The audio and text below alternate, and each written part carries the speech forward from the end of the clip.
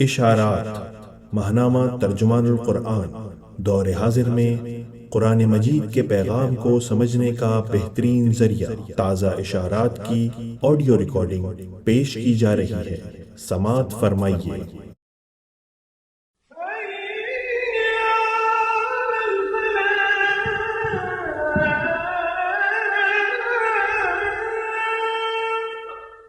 بسم اللہ الرحمن الرحیم۔ اشارات، موضوع ہدایت و گمراہی کا راز، تحریر سید ابو العلا مودودی، ماہنامہ عالمی ترجمان القرآن، نومبر 2022۔ نوٹ: مولانا مودودی رحمہ اللہ نے جب ماہنامہ ترجمان القرآن حیدرآباد دکن کی ادارت سنبھالی تو یہ مضمون اس کے پہلے شمارے مئی 1933 میں بطور اشارات شائع ہوا۔ ادارہ مسٹر جارج برنارڈ شاہ نے جب مشرق کا سفر کیا تو اس کے دوران میں سنگاپور کے عربی اخبار الہدا کا نامہ نگار ان سے ملا۔ اس سے گفتگو کرتے ہوئے انہوں نے اسلام کی خوبیوں کا اعتراف کرتے ہوئے کہا کہ اسلام آزادی اور دستوری و ذہنی حریت کا دین ہے۔ اجتماعی نقطۂ نظر سے مسیحیت اس کا مقابلہ نہیں کر سکتی۔ کسی مذہب کا نظام اجتماعی اتنا مکمل نہیں ہے جتنا اسلام کا نظام ہے۔ دنیا اسلام کا تنزل اسلام سے دور ہٹ جانے کی بدولت ہے۔ مسلمان جب صرف اسلام کی بنیادوں پر جد و جہد کریں گے تو عالم اسلامی کا خواب بیداری سے بدل جائے گا۔ ان خیالات کے سننے کے بعد نامہ نگار نے سوال کیا کہ جب آپ اسلام کو اچھا سمجھتے ہیں تو پھر اپنے مسلمان ہونے کا اعلان کیوں نہیں کر دیتے؟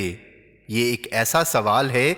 جو فطری طور پر ان بیانات کے بعد پیدا ہوتا ہے، کیونکہ ایک سلیم الطبع آدمی کے لیے کسی چیز کے اعتراف قبح اور اس کو ترک کر دینے اور کسی چیز کے اعتراف حسن اور اس کو قبول و تسلیم کر لینے میں کوئی حد فاصل نہیں ہو سکتی۔ لیکن مسٹر شاہ نے جو کچھ جواب دیا اس سے ظاہر ہوتا ہے کہ وہ قبول اسلام کے لیے تیار نہیں ہیں، اور ایسا نہ کرنے کے لیے ان کے پاس کوئی دلیل بھی نہیں تھی، بلکہ صرف اس چیز کی کمی تھی جس کو شرح صدر کہتے ہیں۔ ایک مسٹر شاہ ہی پر موقوف نہیں ہے،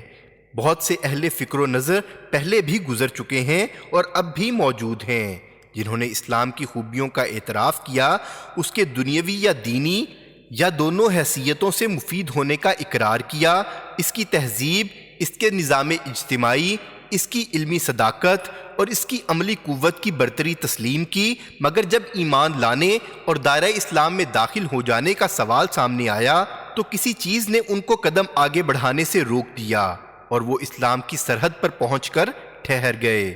برعکس اس کے بہت سے آدمی ایسے بھی ہو گزرے ہیں جنہوں نے اپنی زندگی کا ایک بڑا حصہ اسلام کی مخالفت اور اس کی دشمنی میں صرف کر دیا، لیکن اسی مخالفت کے سلسلے میں اسلام کا مطالعہ کرتے ہوئے حقیقت اسلام ان پر منکشف ہو گئی، اور اس انکشاف کے بعد کوئی چیز ان کو ایمان لانے سے نہ روک سکی۔ اختلاف اور قبولیت کی مختلف توجیہیں ہیں۔ حقیقت یہ ہے کہ ہدایت و ضلالت، گمراہی کا راز بھی ایک عجیب راز ہے۔ ایک ہی بات ہے جو ہزاروں آدمیوں کے سامنے کہی جاتی ہے، مگر کوئی اس کی طرف توجہ ہی نہیں کرتا، کوئی توجہ کرتا ہے لیکن وہ اس کے پردہ گوش پر سے اچٹ کر چلی جاتی ہے۔ کوئی اس کو سنتا اور سمجھتا ہے مگر مانتا نہیں، کوئی اس کی تعریف و تحسین کرتا ہے مگر قبول و تسلیم نہیں کرتا، اور کسی کے دل میں وہ گھر کر جاتی ہے اور وہ اس کی صداقت پر ایمان لے آتا ہے۔ ہمارا شب و روز کا مشاہدہ ہے کہ ایک شخص کو بازار میں چوٹ لگ کر گرتے ہوئے سینکڑوں آدمی دیکھتے ہیں۔ بہت سے اس کو معمولی واقعہ سمجھ کر یوں ہی بس دیکھتے ہوئے گزر جاتے ہیں۔ بہتوں کے دل میں رحم آتا ہے مگر وہ افسوس کرتے ہوئے آگے بڑھ جاتے ہیں۔ بہت سے اس کا تماشا دیکھنے کے لیے جمع ہو جاتے ہیں، اور بعض اللہ کے بندے ایسے نکلتے ہیں جو بڑھ کر اسے اٹھاتے ہیں، اس سے ہمدردی کرتے ہیں اور اس کو مدد پہنچانے کی کوشش کرتے ہیں۔ اسی طرح ایک مجرم کو پابہ زنجیر جاتے ہوئے بہت سے آدمی دیکھتے ہیں، کوئی اس کی طرف التفات ہی نہیں کرتا، کوئی اس پر حقارت کی نظر ڈالتا ہے، کوئی اس پر ترس کھاتا ہے، کوئی اس کی ہنسی اڑاتا ہے، کوئی اس کے انجام پر خوش ہوتا ہے، کوئی کہتا ہے جیسا کیا ویسا بھرا، اور کوئی اس کے انجام سے عبرت حاصل کرتا ہے اور جرم سے بچنے کی خواہش اس کے دل میں پیدا ہو جاتی ہے۔ یہ تو مختلف لوگوں کی مختلف نفسی کیفیات و تاثرات ہیں جن کا اختلاف زیادہ تعجب انگیز نہیں۔ اس سے بڑھ کر عجیب بات یہ ہے کہ ایک ہی شخص کے تاثر اور اس پر ایک ہی چیز کے اثر کی نوعیت مختلف اوقات میں مختلف ہوتی ہے۔ وہی ایک بات ہے جس کو ایک شخص ہزاروں مرتبہ سنتا ہے اور نہیں مانتا، مگر ایک ایسا موقع آتا ہے کہ یکا یک اس کے دل کا بند کھل جاتا ہے۔ جو بات کان کے پردے میں اٹک کر رہ جاتی تھی وہ سیدھی دل تک پہنچ جاتی ہے، اور وہ خود حیران ہوتا ہے کہ یہی بات میں پہلے بھی بارہا سن چکا ہوں، پھر آج یہ کیا ہو گیا کہ یہ خود بخود دل میں اتری چلی جا رہی ہے۔ ایک ہی شخص کو بارہا آفت رسیدہ آدمیوں کے دیکھنے کا اتفاق ہوتا ہے اور وہ ان کی طرف التفات بھی نہیں کرتا، لیکن ایک موقع پر کسی شخص کی مصیبت دیکھ کر دفعتاً اس کا دل بھر آتا ہے، شکاوت کا پردہ چاک چاک ہو جاتا ہے اور وہ سب سے زیادہ ہمدرد، رحیم اور نرم دل بن جاتا ہے۔ ایک شخص کو اپنی عمر میں بے شمار عبرتناک مناظر دیکھنے کا اتفاق ہوتا ہے، کبھی وہ ان کو تماشا سمجھ کر دیکھتا ہے، کبھی ایک حسرت و افسوس کی نگاہ ڈالتا ہے، اور کبھی ایک معمولی نظر سے اس پر ایسا اثر پڑتا ہے کہ دل پر ایک مستقل نقش بیٹھ جاتا ہے۔ یہی حال ہدایت و ضلالت کا بھی ہے۔ وہی ایک قرآن تھا، وہی ایک اس کی تعلیم تھی، وہی ایک اس کو سنانے والی زبان تھی۔ ابو جہل اور ابو لہب تمام عمر اس کو سنتے رہے، مگر کبھی وہ ان کے کانوں سے آگے نہ بڑھ سکا۔ خدیجۃ الکبریٰ رضی اللہ تعالی عنہا، ابو بکر رضی اللہ تعالی عنہ اور علی بن ابی طالب رضی اللہ تعالی عنہ نے سنا اور پہلے ہی لمحے میں اس پر ایمان لے آئے، بغیر اس کے کہ ان کے دل میں شک کا شائبہ بھی گزرتا۔ عمر ابن الخطاب رضی اللہ تعالی عنہ نے 20 مرتبہ اس کو سنا اور صرف یہی نہیں کہ تسلیم نہ کیا بلکہ جوں جوں سنتے رہے، مخالف اور دشمن ہوتے چلے گئے۔ لیکن ایک مرتبہ انہی کانوں نے اس چیز کو سنا تو کان اور دل کے درمیان جتنی مضبوط دیواریں چنی ہوئی تھیں یکا یک منہدم ہو گئیں، اور اس چیز نے ان کے دل پر ایسا اثر کیا کہ ان کی زندگی کی بالکل کایا پلٹ دی۔ ہر چند نفسی نقطہ نظر سے اس اختلاف کیفیت اور اختلاف اثر و تاثر کی بہت سی توجیہیں کی جا سکتی ہیں، اور وہ سب اپنی اپنی جگہ درست بھی ہیں، مگر اس سے انکار نہیں کیا جا سکتا کہ جو چیز چشم و گوش اور دل و دماغ کے درمیان کہیں ایک مستقل حجاب بن جاتی ہے، کہیں ایک مدت تک حجاب بنی رہتی ہے اور ایک نفسی موقع پر خود بخود چاک ہو جاتی ہے، کہیں سرے سے حجاب بنتی ہی نہیں، کہیں کسی بات کے لیے حجاب بنتی ہے اور کسی بات کے لیے نہیں بنتی، وہ ہرگز انسان کے ارادے و اختیار کے تابع نہیں ہے، بلکہ فطری و جبلی طور پر خود بخود انسان میں پیدا ہوتی ہے۔ قرآن کا نقطہ نظر یہی نقطہ ہے کہ جس کو قرآن مجید میں اس طرح بیان کیا گیا ہے کہ فَمَن يُرِدِ اللَّهُ أَن يَهْدِيَهُ يَشْرَحْ صَدْرَهُ لِلْإِسْلَامِ وَمَن يُرِدْ أَن يُضِلَّهُ يَجْعَلْ صَدْرَهُ ضَيِّقًا حَرَجًا كَأَنَّمَا يَصَّعَّدُ فِي السَّمَاءِ كَذَلِكَ يَجْعَلُ اللَّهُ الرِّجْسَ عَلَى الَّذِينَ لَا يُؤْمِنُونَ۔ اللہ جس کو ہدایت دینا چاہتا ہے اس کا سینہ اسلام کے لیے کھول دیتا ہے، اور جس کو گمراہ رکھنا چاہتا ہے اس کے سینے کو ایسا تنگ کرتا اور ایسا بھینچتا ہے کہ گویا وہ آسمان پر چڑھا چلا جا رہا ہے۔ یہ طریقہ ہے جس سے ایمان نہ لانے والوں پر اللہ کی طرف سے ناپاکی مسلط کی جاتی ہے۔ ایک اور موقع پر اس کو یوں ادا کیا گیا ہے کہ وَلَوْ شَاءَ اللَّهُ لَجَعَلَكُمْ أُمَّةً وَاحِدَةً وَلَكِنْ يُضِلُّ مَن يَشَاءُ وَيَهْدِي مَن يَشَاءُ وَلَتُسْأَلُنَّ عَمَّا كُنتُمْ تَعْمَلُونَ۔ اگر خدا چاہتا تو تم سب کو ایک ہی امت بنا دیتا، مگر وہ جس کو چاہتا ہے گمراہ کر دیتا ہے اور جس کو چاہتا ہے ہدایت بخشتا ہے، اور ضرور تم سے تمہارے اعمال کی باز پرس ہو کر رہے گی۔ پھر اس ہدایت کی کیفیت کو یوں بیان کیا گیا ہے کہ قُلْ إِنَّ اللَّهَ يُضِلُّ مَن يَشَاءُ وَيَهْدِي إِلَيْهِ مَنْ أَنَابَ۔ ان سے کہو کہ اللہ جس کو چاہتا ہے گمراہ کرتا ہے، اور وہ اپنی طرف آنے کا راستہ اسی کو دکھاتا ہے جو اس کی طرف رجوع کرتا ہے۔ اور دلالت کی کیفیت اس طرح بیان کی ہے کہ وَإِذَا قَرَأْتَ الْقُرْآنَ جَعَلْنَا بَيْنَكَ وَبَيْنَ الَّذِينَ لَا يُؤْمِنُونَ بِالْآخِرَةِ حِجَابًا مَسْتُورًا وَجَعَلْنَا عَلَى قُلُوبِهِمْ أَكِنَّةً أَن يَفْقَهُوهُ وَفِي آذَانِهِمْ وَقْرًا۔ جب تم نے قرآن پڑھا تو ہم نے تمہارے اور آخرت کا یقین نہ رکھنے والوں کے درمیان ایک گاڑھا پردہ ڈال دیا اور ان کے دلوں پر غلاف چڑھا دیے کہ قرآن کو نہ سمجھ سکیں، اور ان کے کانوں میں گرانی پیدا کر دی۔ ان آیات میں اس فطری کیفیت کو جو ایک حق بات سن کر اسے قبول کر لینے کے لیے اضطراری طور پر دل میں پیدا ہوتی ہے اور جو آخر کار انسان کو ایمان کی طرف کھینچ لاتی ہے، خدائی ہدایت اور اس کے پیدا ہونے کو شرح صدر سے تعبیر کیا گیا ہے۔